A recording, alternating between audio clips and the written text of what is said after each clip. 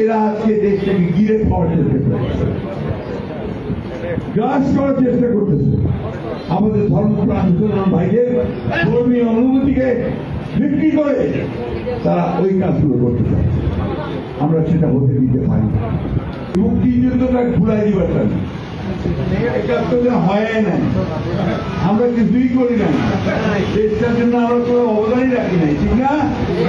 আমাকে 24 তারা করেছি, তারাই সব করেছে, এদেরকে ধারণা দিচ্ছে না, ঠিক না? 24 কি আমি ভুলতে পারবো? 24 আগে কি বাংলাদেশ হইতো? আজকে তোমার জন্ম হয়েছে বাবা এই দেশে, এই কথা কখনো ভুলবা না। আমি কথা প্রায় বলি, সব জায়গায় বলি, You cannot forget 71. ওই 71-এ আমার হাজার হাজার ভাইকে শহীদ করা হয়েছে, অন্যায় গুলি করে হত্যা করা হয়েছে। ওই 71-এ আমাদের লক্ষ লক্ষ মানুষ বাড়ি ঘর ছেড়ে পালিয়ে ভারতকে আশ্রয় নিয়েছিল। ওই 71-এ আমাদের মা বন্ধুকে অন্যায় ভাবে তাদেরকে অত্যাচার করে, নির্যাতন করে, চিন্তাহানি করে তাদেরকে হত্যা করা হয়েছিল। এই কথাগুলো আমরা বুঝতে পারি না। 9টা মাস আমরা দীর্ঘকাল, সেই 9 মাস যারা যুদ্ধ করেছি, পরিবার পরিজনের কেউ খবর নেই, কে কোথায় গেল, কত মানুষ কোথায় চলে গেছে, তাই না? তো সেই দিন থেকে ভুলে দেওয়ার চেষ্টা করলে কি ভুলে দেওয়া যাবে ভাই? যাবে কে? আমার জন্মটাকে কি আমি ভুলতে পারি?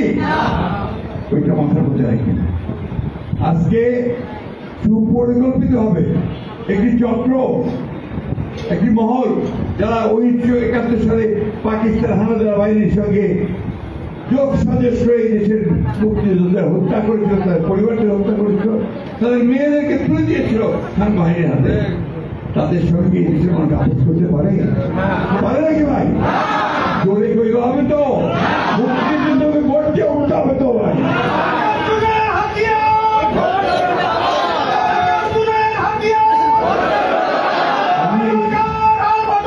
ঠিক আছে, আমি এই কথাগুলো বলতাম বলি না, তারপরে বলতে এই কারণে এরা আজকে দেশটাকে গিরে খাওয়ার চেষ্টা করছে, গ্রাস করার চেষ্টা করতেছে। আমাদের ধর্মপ্রাণ মুসলমান ভাইদের ধর্মীয় অনুভূতিকে বিক্রি করে তারা ওই কাজগুলো করতে চাচ্ছে। আমরা সেটা হতে দিতে পারি না। আজকে আমাদের রুখে দাঁড়াতে হবে। আমাদেরকে আমাদের যে মুক্তিযুদ্ধের যে চেতনা, সেই চেতনাকে সামনে আনতে হবে। তো আমরা এই দেশের মানুষ, আমরা লড়াই করেছি, সংগ্রাম যুদ্ধ করেছি করে আমরা 71 সালে আমাদের দেশকে স্বাধীন করেছি।